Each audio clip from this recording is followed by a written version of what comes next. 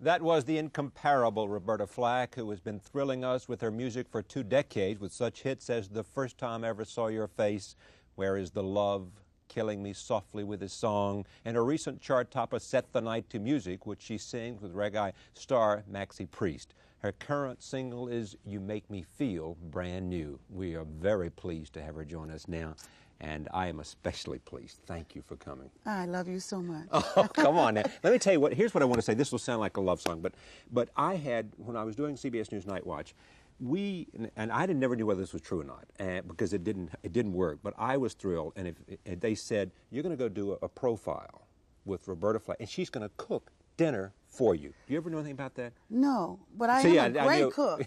So it could happen. How dare they? That's what they said. I was going to like come to your house and spend a day, and we were going to shoot this thing, and you were going to cook, but it never happened. That sounds like one of those things that end with surprise. That's right. Hey, because but you must be a good cook, aren't you? I am. Well, you know, I'm from North Carolina, as you are. Right.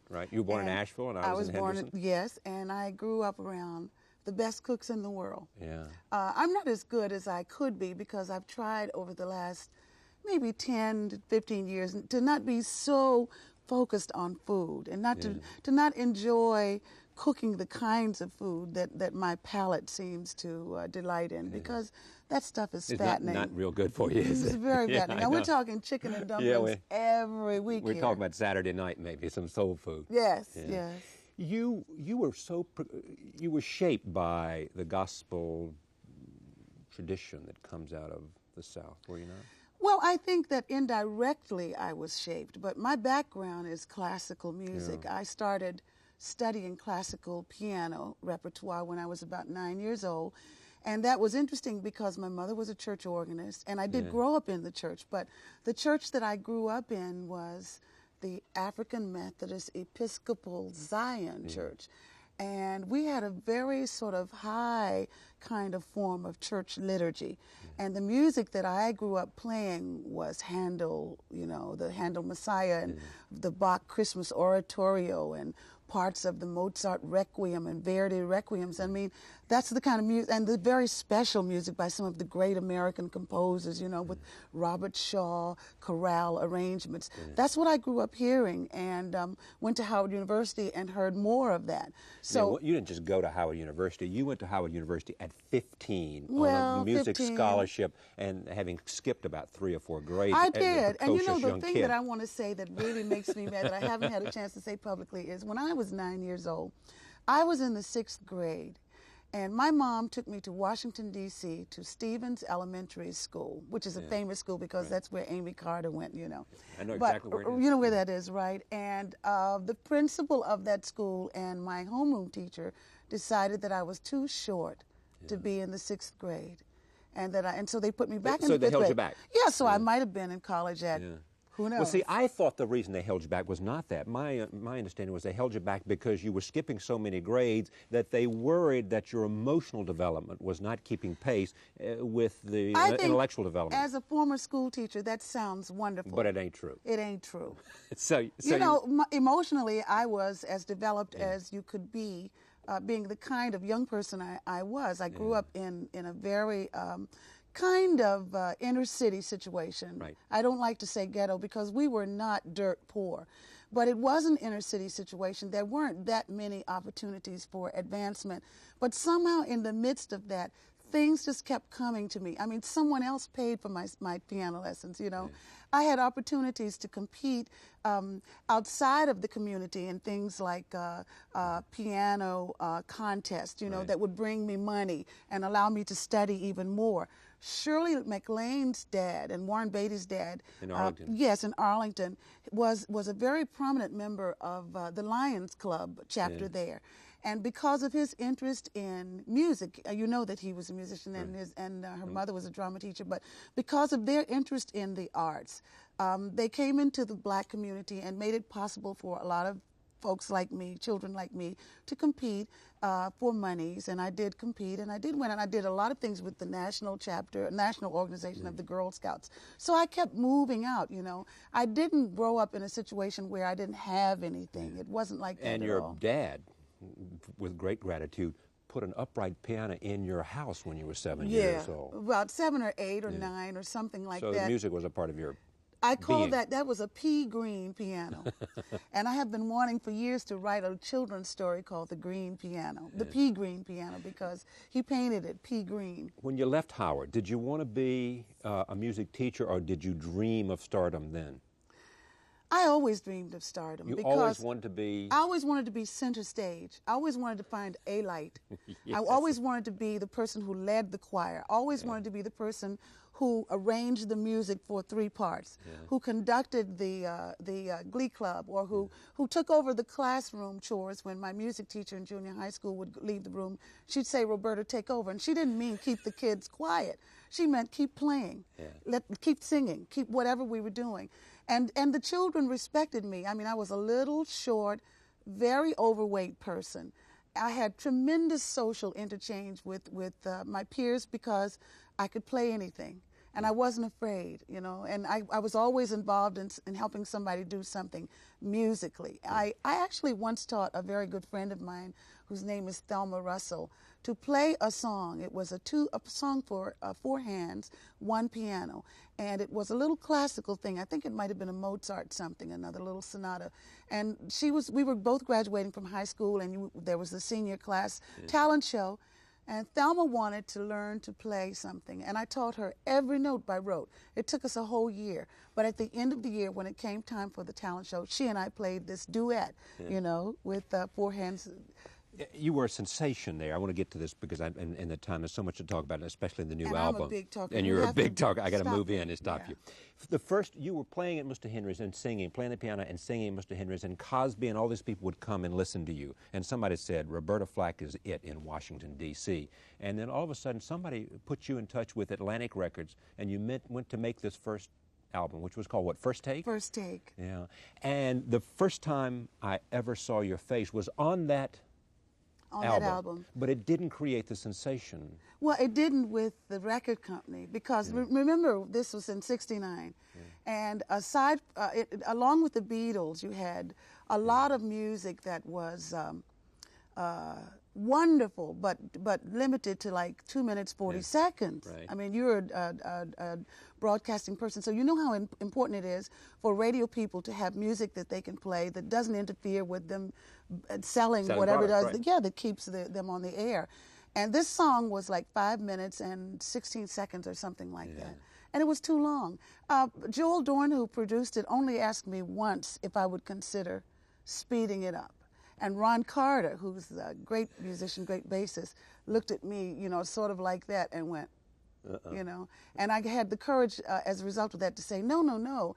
And then I explained to him that this was the way I felt it. But I thought I was singing an aria, you know, because I had been around wonderful singers who were trying to get to the Met and trying to get to City Center and still studying. And a lot of the time that I would spend after my teaching duties in the public school would be spent in a studio, in a voice teacher studio, accompanying these outstanding voices who were trying to get to the Met. And then there was another place called the Tivoli Opera Restaurant, where people would line up to hear these same young people, wonderful voices. And a couple of those folks went on, you know, to do something. But let me get to this story. What happened? Clint Eastwood comes along a couple of years later in '72 and makes a movie, Play Misty for Me. And Which I saw a couple of nights ago. Yeah, woke me up. And all of a sudden the song becomes a big hit and rockets to #1. Yeah. Clint Eastwood, I owe my life to in terms of his response to it. I had a chance when he did Sudden Impact. He called me and asked me to do the song for that movie too. You remember Sudden, where he says, "Make my day." Right. And so that was my first chance after all of these years to really meet him face to face. And he told me, he came into the studio and I was all goosebumps, and he said, you know, I want to tell you what happened. And the story is that he was driving down the Los Angeles freeway and heard the song, and he almost drove off the side of the thing there because he said the song just totally hypnotized him. And he knew that he wanted to use it, and he did. He called me in Virginia. That was a big thrill for my mom. Yeah, right. And I didn't believe her, and he said, Your I'd mom like said to use it. Clint Eastwood called yeah, today. I said, please, yes, thank you. What else is new, you know? And no, but he was actually on the phone, and I went to the phone, and we talked, and he said he wanted to use it, and I said no. By this time, I had become a little bit, you know, commercially concerned about what people were going to hear, and I said, it's too long. I'd like to, you know, to do it again. He said, no, I'd like to use it. So I said, well, take the first 8 or 16 bars out. You don't need that piano intro. He said, I want every note every breath. It's wonderful. Yeah. I owe him a big debt of gratitude. There have been albums since then. Yes. But you haven't recorded for what, some 6 or 7 years? No, Charlie. Help me. No. What was the last album before My this? last album was an album called, a wonderful album Yeah. that Marvin Hamlish wrote some music for. When was this? 3 years ago. Okay, 3 years ago. Called Oasis. You know, is this about the normal rhythm for you? No, 3 years? normal is about 5 or 6 years. No, Yeah. I'm teasing. No, it isn't. Normal is however long it takes. Yeah. Remember the Supreme song, You Can't Hurry Love? Right, You just right. have to wait. Yes, yes. Love don't come easy. It's a game of give and take. I'm a trained musician, and sometimes the best part of being a musician for me is the creative process. I love it. I think it takes a lot of courage to be creative. I think you could sit there all day long and redo something over and over again. But to really come up with something that really makes you feel good and that hopefully other people will respond to takes a bit of time. Or if you're Stevie, maybe you can do it in a day. Or if you're Lionel, or if you're Paul McCartney or somebody, you can do it. Or if you're one of the kids now who go to computers and punch buttons, you can do it. But for me, it is that process that is so wonderful. But what's the process for you? Because you're not a songwriter, you're an interpreter. I sit down, Charlie, and I just almost, not phrase by phrase or line by line, but thought by thought, reconstruct a song so that there's a story in my head, there's a movie that goes around in my brain. And it may be even something that's very subtextual. It might not be literal. I mean, I could be singing Love for Sale and thinking about another kind of love, a universal love, a spiritual love. I did that once at Mr. Henry's, and a Lutheran minister asked me to sing it at his church. But that's who I am. I don't write. I reinterpret. That's what I learned to do when I played Chopin and Schumann and Brahms. You interpret that. You don't rewrite Chopin. You don't rewrite Beethoven. You play it, and you play it with a certain kind of discipline that says, this is Bach, and that's Chopin. And that's what I do with songs. Billie Holiday didn't write either, didn't she? She was, Yes, she did. Well, she was primarily an interpreter. God Bless the Child, she gets credit for having co-written, and a few others, you know, I think Strange Fruit and some other things. But some of the best music you can hear in the world is music that is expressed by people who have not written it, but who have lived it, or who have experienced it either directly or vicariously, and who have it's like being a director of a movie. You may not, you know, you might not write To Kill a Mockingbird, but you can be a person who can bring that to film in such a way that it becomes just a forever classic. There is in this album a reggae influence. Reggae, yes. Yes. Yeah. From your experience, where does that come from? Is it just a love of Caribbean music? Or well, I'm in love with the person who is Caribbean and who lives in Barbados, where I'm on my way to. All right, now let me just be gossipy a little bit. Is this this young man that you fell madly in love with? Is this the one that he's like 20 years younger than you are, and women are celebrating you around the world? Because, I hope so. Because, well, I was inspired, I must say. I won't take credit for being original. I was inspired by Tina Turner. Yeah. She and has Elizabeth. They all have young men? Well, yes, Yeah. Tina lives with hers in Europe. And I don't think there's anything wrong with having relationships with young men. And I must tell you, quite honestly, that I've had relationships with men even younger than this person. Right. But the difference is that what's wrong with men your own age? What's wrong with men, period? No, What's wrong with any man? Because I'm your age, almost. Yeah. Well, then, are you available, Charlie? No, are you no. trying to say something here? No, I just want to know I started this by saying I love you. What more can why I do? is it that? So, were you looking for a younger man, or you just fell in love with this man? No, I fell in love with this man. I think he's somebody that I knew, and this is going to sound very whatever. Yeah, but you knew in an earlier life. Yes. How did you know that? I was going to say that. See? Yeah. Now, I do. I do feel that I've known him before. I don't know. I wasn't looking for anybody. I've been hurt by love before, and I love being in love. And I just, Is that reflected in this it's album? In the way you handle these songs? Yes. And your choice of songs? Yes. You choose the songs you put on an album. That's you, I or is hope that I some do. producer's decision? No, I hope I do. In this particular instance, Arif Mardin, who has done all of Bette Midler's, I mean, Wind Beneath My Wings, From a Distance, her new movie, For the Boys, all that. I mean, he produced this for you. Yes. Yeah. I mean, and you know, when you work with somebody like Arif, to say that you are doing anything other than walking in there and singing is almost an insult to him, because he covers all the bases. But of course I have something to say about a song. I can't sing it if I don't like it. Is there one favorite in this album that means the most to you? Always. Always. Not for just an hour. Not for just a day. Not for just a year. but always. I love Barbra Streisand, and it reminds me of, I was still sort of studying classical piano, teaching public schools, working at the opera restaurant, doing all these things when Barbra Streisand started singing as a young person. And I was so overwhelmed with her ability to take a song like Happy Days Are Here Again, and to break it down and reduce it to a very personal statement. And I thought that I was able to do that with Always. Well, I did pretty good because Phil Collins started singing my arrangement in live performance. And that's when I decided to put it on my record, because he wanted to put it on his last live album. And we talked about it, and I said, look, if it's good enough for you to put on your live album, then I'd like to put it on mine. I just want to get in some of the other things that are unforgettable is on this. Yes. You were going to do a Nat King Cole collection of Nat King Cole's favorites. And then you realized that Natalie was doing that. Right. But you still decided to include Unforgettable. Couldn't help it. We had done it. Well, first of all, I don't go into a recording studio, neither does Arif, like blind. Okay, what shall we do? By the time we got into the studio and put down Unforgettable, we had already talked about Answer Me, Oh My Love, you know, Nature Boy, all those things that when you just say the titles give you goosebumps. And some of the up-tempo things too. It happened that Unforgettable was the first song that Arif arranged. She is an arranger too, an excellent one. And so he said, let's just see if we're on the right track. We did that a year before we started working on everything else. We did that. We were ready to go in and finish the album. And I think that some people might have said, well, I don't care, I'm going to do these songs. Anyway, Nat King Cole is such a tremendously important person in terms of American music history that anybody who wants to pay tribute to him should and shouldn't be stopped. But, you know, it's like I didn't need to do that.